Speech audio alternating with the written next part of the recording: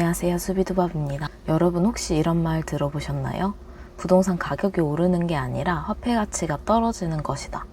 처음에는 무슨 얘기인가 싶을 수 있는데요. 그런데 이게 진짜 현실입니다. 이 영상을 끝까지 보시면 왜 여러분이 내 집 마련을 해야 하는지 이해가 되실 겁니다. 그럼 시작하겠습니다. 최근에 수도권 부동산 가격이 오르고 있는데요. 슬슬 제 주변에 집값 좀 떨어져야 된다고 말하는 사람들이 보이기 시작하더라고요. 그런데 장기적으로 집값 하락이 가능할까요? 저는 어렵다고 생각합니다. 사실 집값이 오른 것처럼 보이는 것은 돈의 가치가 떨어졌기 때문입니다. 예를 들어 1, 2년 전만 해도 외식할 때 순두부찌개를 6, 7천 원 정도면 먹었던 것 같은데요. 어느 순간 9천 원에서 10,000원 정도로 올랐습니다. 이게 순두부찌개가 귀해져서 그런 걸까요? 모두가 아니라는 것을 알고 계실 것 같습니다. 부동산도 마찬가지입니다. 돈은 계속 찍어지고 있고 돈의 가치는 계속 하락합니다. 결국 돈의 가치가 낮아지니 자산 가격이 올라가는 것처럼 보이는 거죠.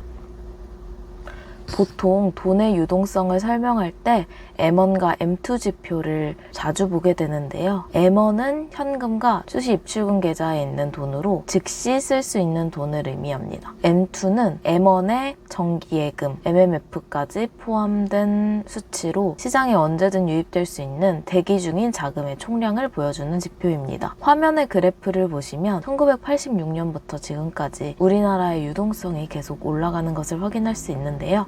한국은행은 지금까지 단 한 번도 통화량을 줄인 적이 없습니다. 즉 계속 돈을 찍어내고 있고 시간이 지날수록 돈의 가치는 무조건 떨어지는 구조인 거죠. 그래서 계속 현금을 들고만 있다면 시간이 지날수록 실제로 살 수 있는 것들이 줄어듭니다. 그럼 은행에 넣어두면 안전할까요? 아쉽게도 그렇지 않습니다. 예적금 금리보다 물가 상승률이 더 높기 때문입니다. 현금은 가만히 두면 가치가 떨어지는 자산입니다. 그래서 저는 서울 부동산에 투자했습니다. 제가 부동산 투자를 선택한 이유로는 다음과 같습니다.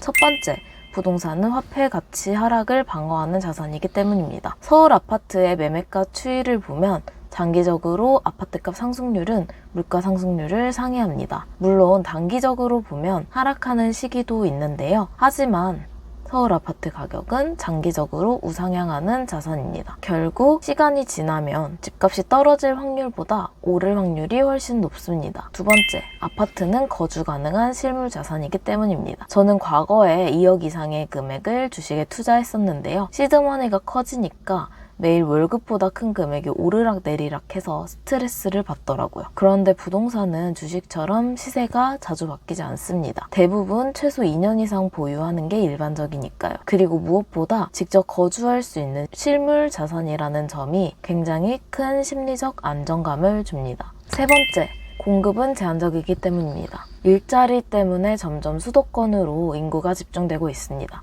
그리고 상급지에 살고 싶은 수요는 점점 커지고 있습니다. 결국 서울 상급지 아파트의 희소성은 시간이 지날수록 더 커질 것이라고 생각합니다. 네 번째, 레버리지 효과 때문입니다. 부동산 투자를 할 때 은행 대출이나 세입자의 전세보증금을 활용하면 내가 가진 돈보다 큰 자산을 매수할 수 있습니다. 예를 들어 순자산이 2억일 때 주식에 투자해서 10% 수익률을 내면 수익금은 2천만 원입니다. 그런데 내 돈 2억에 주택담보대출 4억을 받아 6억짜리 아파트를 샀을 때 10% 수익률을 내면 수익금은 6천만 원이 됩니다. 여기서 내 돈은 2억이었기 때문에 주식에서 같은 돈으로 30%의 수익률을 낸 것과 같은 성과입니다. 다섯 번째, 임대료는 계속 오르기 때문입니다.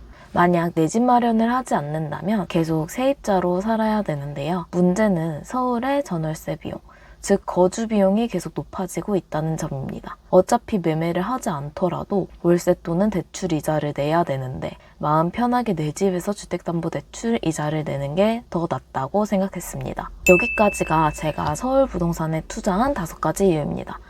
가끔 인구수를 언급하면서 부동산 가격이 떨어진다고 하시는 분들이 있는데요. 가까운 나라인 일본의 경우 인구수가 지속적으로 감소하고 있지만 도쿄 중심지 아파트 가격은 상승하고 있습니다. 미래는 알 수 없지만 저는 우리나라도 비슷하게 인구수가 줄더라도 서울 핵심지 부동산 가격은 장기적으로 오를 것이라고 생각합니다. 투자 목적이 아니더라도 내 집 마련은 필수라고 생각합니다. 우리 같이 열심히 시드머니를 모아 나가는 거 어떠신가요? 제가 지금까지 올린 영상을 보시면 도움이 되실 겁니다. 제가 오늘 다룬 내용에 대해 더 자세히 알고 싶은 분들은 EBS 자본주의 책이나 우성님의 부의 인문학 책을 보시면 도움이 되실 거예요. 도움이 되었다면 좋아요, 구독, 알림 설정 해주세요. 감사합니다.